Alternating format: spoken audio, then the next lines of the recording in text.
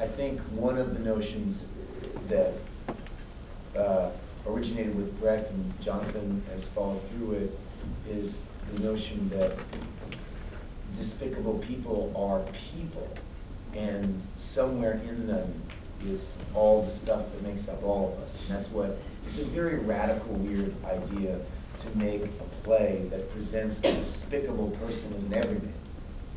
You know, it's a very, it was radical 100 years ago, and it's still radical. It definitely resembles the old one a lot. And I'd like to think of it as the least literal translation you will ever see in the play, but it's trying to be spiritually faithful to the original. One of the reasons that it's called Clive and not Ball was to give myself permission to say, and really to be one of the only rules while doing the adaptation was that every time he had a scene, I wanted to have a scene, but everything else was in the play. There are fewer jokes in the Mounties scene in the original, and it's not a scene between Mounties. one example, but there is, I would say, the core, the behavioral core of the play is very, very close. I tried to remain very, very close because one of the things that interested me the most about working on it is how little people mistreating other people has changed in the almost century between when Brecht wrote his and where we are.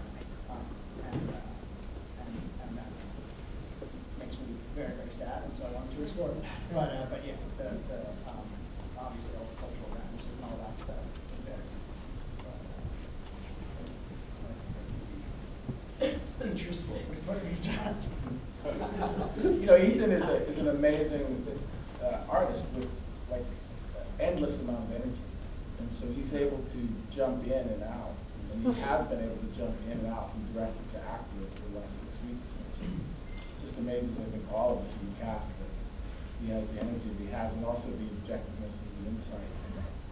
But they're both interpretive arts. You know, directing and acting are so similar throughout the history of theater. It wasn't until pretty recently that those jobs were divided.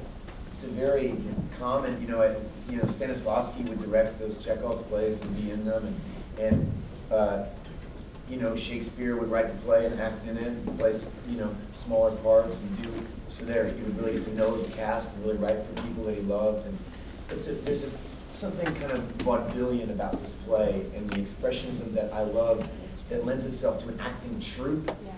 And the truth is, we've all, we've kind of just thrown ourselves at it. I get acting notes from these guys, and I've tried to look at it, like if you go see, the best example of it is the band, the Leon Helm, these guys. You see, if you go see them in concert, the show has been directed. By whom? I don't know, really. There's people, it's a very difficult thing to do. You have to be very kind and very open, but we have listened to each other. We probably could have worked a little faster if we didn't talk about everything. Yeah. Might be interesting. I've never adapted anything before, and so it might be an interesting way for you to write about some of the darker stuff in your life. And I was like, yes. I didn't even finish the sentence. I didn't even finish the sentence, and I knew he was going to do it. And I was in. But yeah, so that's how it came about. We didn't go looking for Ball. He came looking for us. Yeah.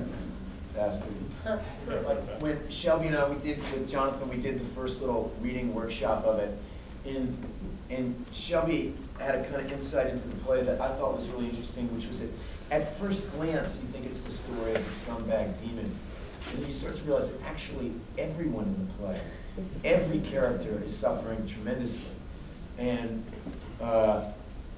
everybody's. I don't think it's really a comment about. It's amoral entirely. It's not an attack on religion anymore than it's an attack on bulldogs. It's not an attack on government any more than it's an attack on non-government. I mean, it's an id at work. It's this human id that is, something that exists in the world. The music. Shelby and Latham built these doors all of which play all the music in the movie, the play. Maybe it'll be a movie. Maybe it'll be. Yeah, and they did all that. They did all the music, and the stage directions, Jonathan, you want to hit that? Yeah, that was, we developed it over, we did 4 readings before this production, and in the second of those 4 readings, it was, well, let's see if we can have, instead of having a stage directions reader, let's read them ourselves. And we did, and I fell in love with it, and so then it became, well, which ones do we really need, and which ones don't we need, and which ones help us, and which ones aren't that interesting. And in the, because in the original Fall, there were no spoken stage directions. It was before Brecht got to that portion of